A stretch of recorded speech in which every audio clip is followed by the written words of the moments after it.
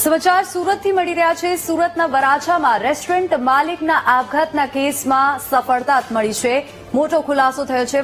વરાછા પોલીસે હની ટ્રેપ કરતી ગેંગને પકડી પાડ્યો છે।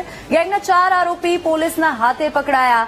રેસ્ટોરન્ટ માલિકને પ્રેમજાળમાં ફસાવીને પડાવ્યા હતા રૂપિયા। રેસ્ટોરન્ટ માલિકે આપઘાત પહેલા વિડીયો બનાવ્યો હતો અને પોલીસે 2 મહિલા સહિત 4 આરોપીને તારાપુરથી પકડી લીધા।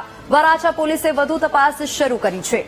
તો રેસ્ટોરન્ટ માલિકે આપઘાત પહેલા વિડીયો બનાવ્યો હતો।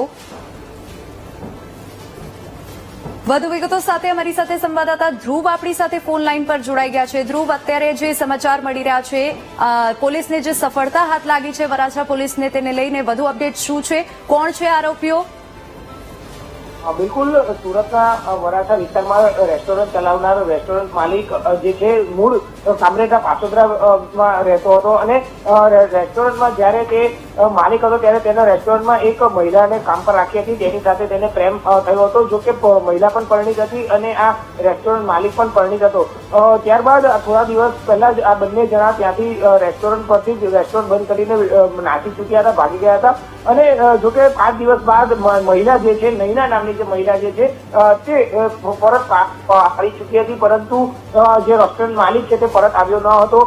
ત્યારબાદ થોડા દિવસમાં આ જે નૈના જે છે અને તેનો પતિ અને તેની દેરાણી અને તેનો પણ પતિ મળીને 4 જણા આમ જે રેસ્ટોરન્ટ માલિક છે તેને રૂપિયાની ઉઘરાણી કરતા હતા અને દબાણ કરતા હતા, જેને લઈને તેને ધમકીઓ પણ આપવામાં આવતી હતી।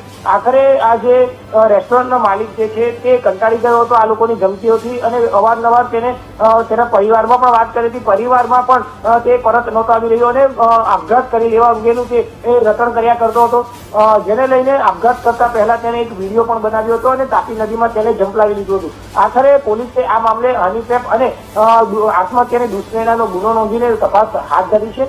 ત્યારે આજે દેરાણી જેઠાણી અને તેના બંને પતિ જે છે તે તેમની સામે ગુનો નોંધાતા તેઓ નાસી ચૂક્યા હતા, રફુચક્કર થઈ ગયા હતા। ત્યારે પોલીસે તેમના તપાસ કરતા આ જે આરોપીઓ જે છે તે ખાનગી લક્ઝરી બસમાં ભાવનગર તરફ એટલે કે તારાપુર તરફ જઈ રહ્યા હોવાની માહિતી મળતા તારાપુર હાઈવે ખાતેથી ચારેયને પોલીસે ઝડપી પાડ્યા છે। હાલ પોલીસ આ મામલે ચારેયની ધરપકડ કરી પૂછપરછ હાથ ધરી છે અને તેઓને સુરત લાવી વધુ તપાસ હાથ ધરાઈ છે।